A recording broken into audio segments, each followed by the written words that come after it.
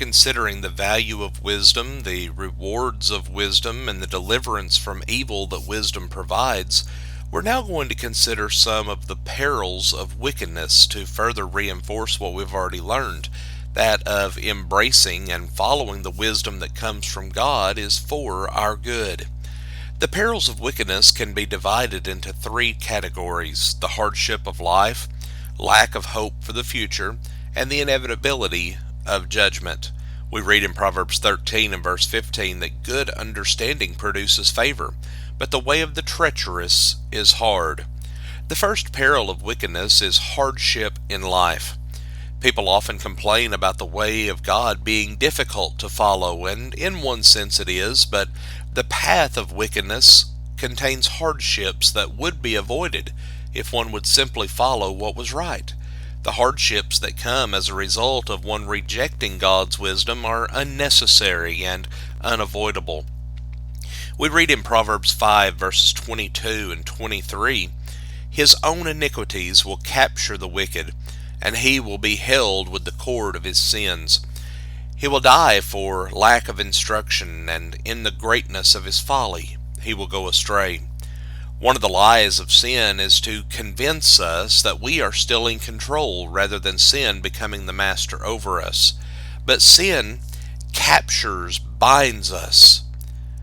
Paul later wrote, "Do you not know that when you present yourselves to someone as slaves for obedience, you are slaves to the one whom you obey, either of sin resulting in death, or of obedience resulting in righteousness," Romans 6 and verse 16.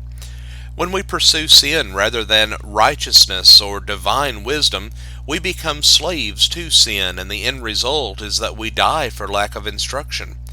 This shows us that God's instruction teaches us to repudiate sin, and many believe that sin is tolerable because it cannot cause a child of God to be lost. Well, friends, this idea is false.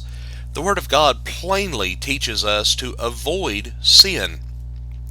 Therefore, if one ignores this instruction and chooses to live without it, he will be captured by his iniquities, which will ultimately result in death. We then read in Proverbs 6 verses 12 through 15 that a worthless person, a wicked man, is one who walks with a perverse mouth, who winks with his eyes, who signals with his feet, who points with his fingers, who with perversity in his heart continually spreads strife. Therefore his calamity will be suddenly and instant. He will be broken, and there will be no healing. The actions described here refers to one who is a troublemaker and is intent upon spreading strife among people. Well, when one acts in a corrupt fashion like this, Solomon says that his calamity that will result from his wickedness will be that which is unexpected, meaning it will come suddenly and instantly upon him. Now, he may be able to deceive himself into thinking that there is no cause for concern, and many who follow after wickedness will do this, causing their own consciences to become seared, as Paul addressed in 1 Timothy 4 and in verse 2. But trouble is always inevitable for people like this.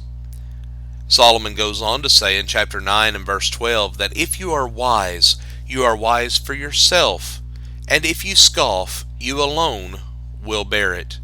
This reminds us of the principle of personal responsibility.